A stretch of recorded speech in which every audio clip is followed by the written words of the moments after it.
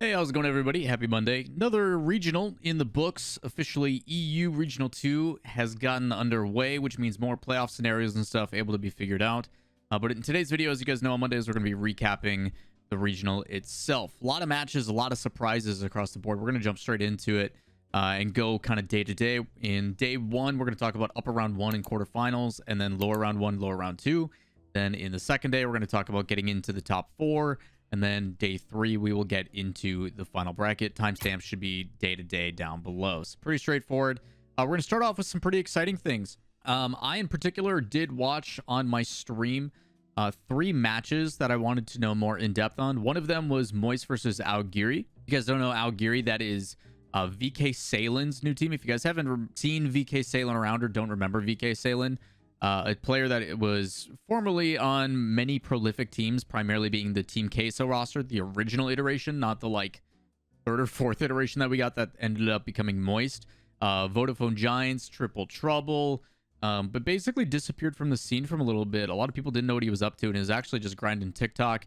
Has a pretty solid fan base. So his new roster with Algiri has a player in particular by the name of Stizzy, who is nuts. Also, Aslan is on this team. If you don't remember that name, go do some homework. But I watched that series. I also watched Team Liquid versus Dignitas, and then I watched Endpoint in Solary, which luckily we sat down with the coach of Endpoint so we can provide even more context on that. But yeah, a lot of crazy things that happened.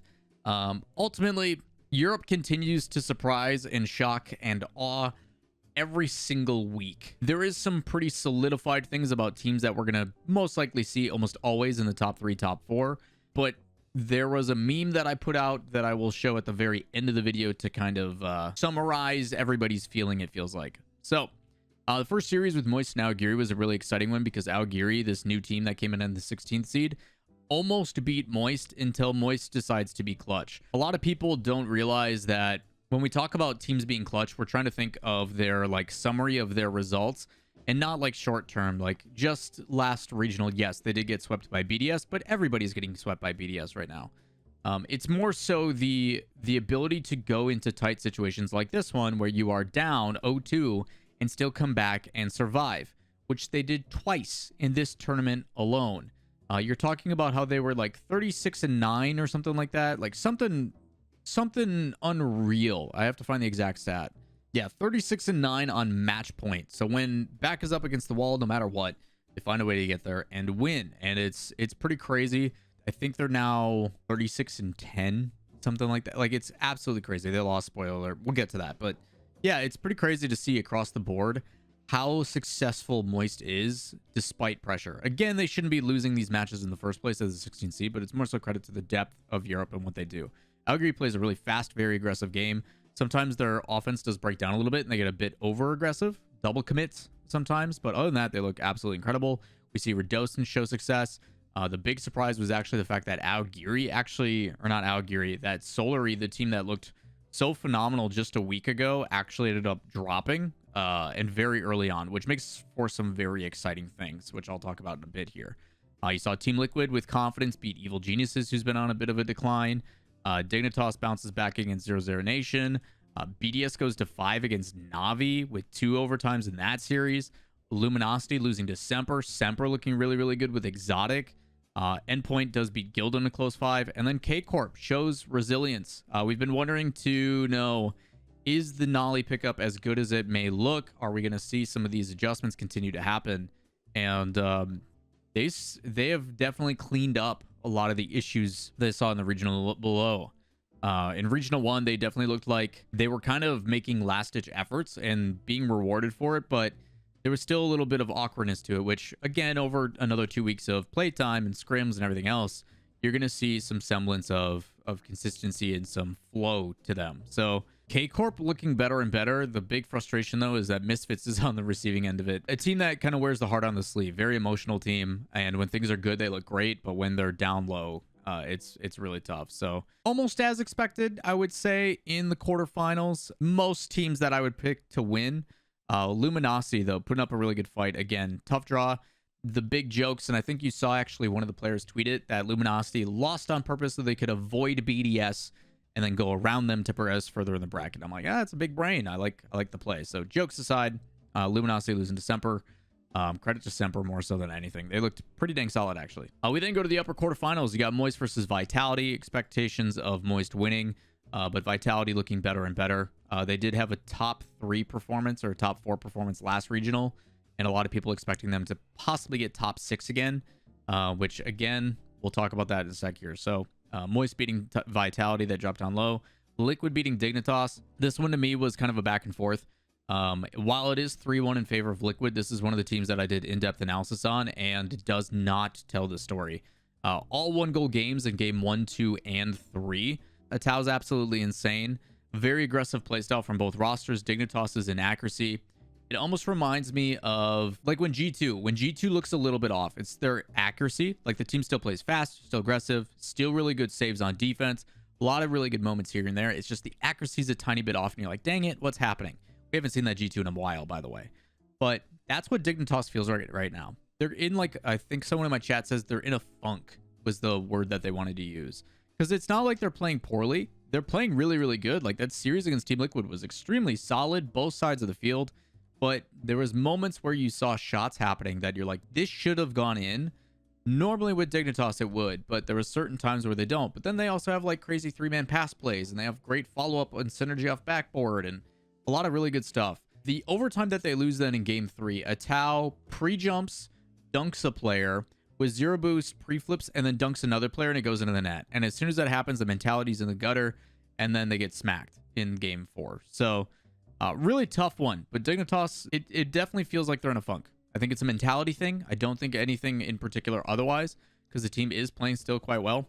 I just think it's a confidence thing. And speaking of that confidence, Team Liquid definitely having plenty of it. We were wondering when this young gun team 16, 15, and 15 was going to really fly into the upper echelon of the RLCS, because we knew they had the talent. You even saw tweets about Team Liquid saying they could be arguably one of the best in the world if they would just play smarter. A lot of mechanics, still a bit of double commit, a little bit over aggressive at times. The foundational play lacks, but they make up for it with crazy mechanics and really aggressive play style, which makes them very tough to play against. But it's also punished if you have a team that does have a very solidified defense. So, or if someone can match their mechanical play, then they get in a little bit of trouble. But Team Liquid having confidence, looking really good. BDS beats Semper as expected. And then K-Corp versus Endpoint. 2 overtimes, very close series, actually. K-Corp just putting up a ton of goals. Biggest thing with K-Corp is literally anybody on that team has the ability to, if they get possession, can go for a double flip reset and extend a play and be extremely threatening. And they showcase that against Endpoint. Endpoint is looking a lot better with Archie, and I think he's been a good fit. But K-Corp finding and providing some semblance of like consistency that we always knew on paper they had since we saw them originally in WePlay. But now it's with a different iteration. Nolly is fitting in significantly better than I thought he was going to.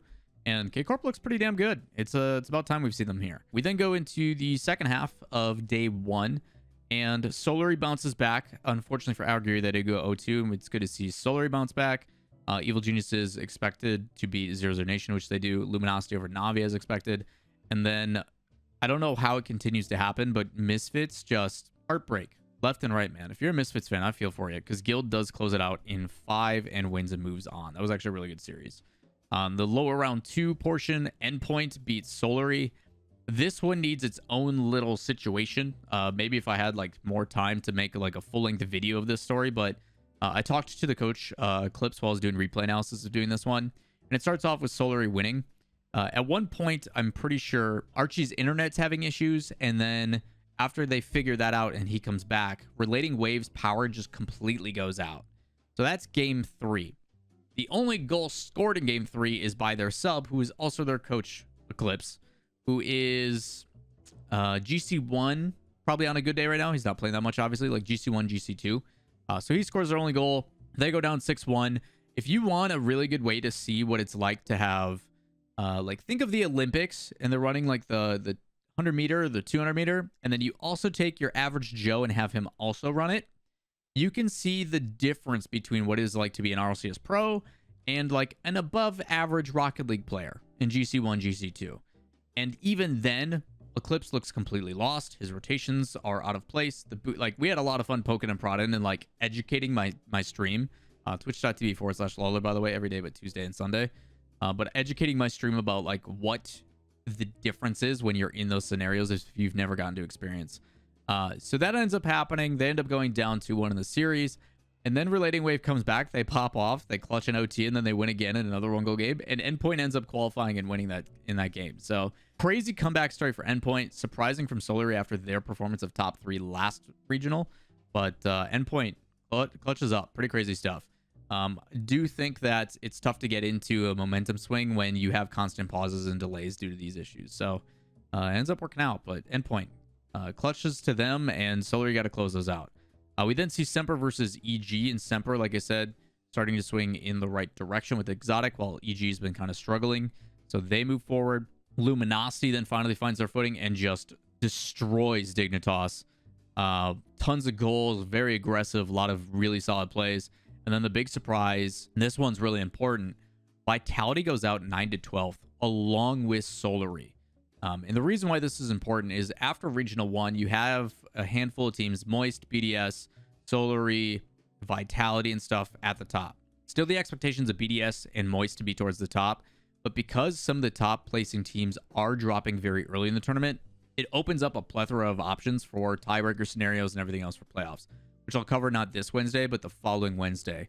There is a lot of opportunity for teams in Europe to still move and progress forward into the playoffs, with the teams I'll be talking about in just a second here having good performances. It puts them right in the running. So pretty crazy stuff going on in Europe. But yeah, with Vitality and Solary jumping out early makes a huge difference. You then see the next day begin. Guild ends up bopping Luminosity, which was pretty surprising, I think, for a lot of us. We figured, like, all right, Luminosity finally gets to dodge BDS. You get over the initial hump of that first tough match where you end up beating Dignitas. Now's your chance. You're going to have seeding in your favor here. Oh, you lose to Guild. What? So the CRR pickup and how things have been going with Guild are looking pretty dang solid. 2 overtimes. The first one really long, but this was an all 1-goal game series. Could have went the other way.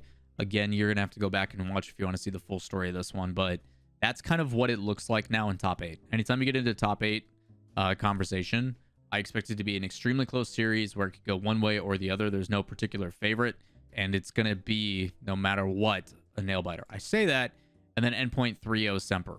3-1, 5-1, 7-2. It wasn't... I feel like this was a grudge match where, like, Endpoint's like, all right, we've got Archie on loan from you guys. We're going to make sure that we prove why it was a mistake letting that happen. And they do. So, yeah, looks pretty scary. Endpoint dominated Semper in that series. We then go to the upper bracket again in the semifinals. You got Liquid versus Moist in the big upset. A 4-0 sweep for Liquid over Moist, which is incredible. 2 overtimes, really close series. It's also a perfect sweep. Not only is it 4-0, but Moist doesn't score a single goal in that entire game. That, like, being able to stop Moist from scoring is crazy. And I don't know what was going on. A lot of tweets from, like, Rise and stuff kind of providing insight on it. Just basically saying, you know, hey, slow starts. We're not on form today. Like, things and stuff are going on. And it definitely felt like Moist was a little bit off. We were wondering if they were going to bounce back or not. Usually it's a free expectation of, like, yeah, Moist is going to make it into the upper bracket finals again to play someone like BDS. But they dropped down. It was curious to see if they were going to regain or not. But Moist definitely felt off. They did not look like their normal selves. I don't know if there's something else going on behind the scenes or something internally. Not saying that there's any issues within the organization, but I think maybe one of the players had, like, an off day or something. I don't know. It felt weird. Credit to Liquid. Pushing past their demons, they guarantee themselves top 3. We then see BDS versus K-Corp, and while K-Corp is playing well, BDS looks absolutely unstoppable. If you guys didn't see my Thanos meme on Twitter, recommend go check that out. But Endpoint has unleashed a monster. BDS definitely looking like favorites. They look pretty incredible. It's hard to summarize when you see a team like just be this dominant and they have like everything you want in a roster, and BDS kind of puts that on display.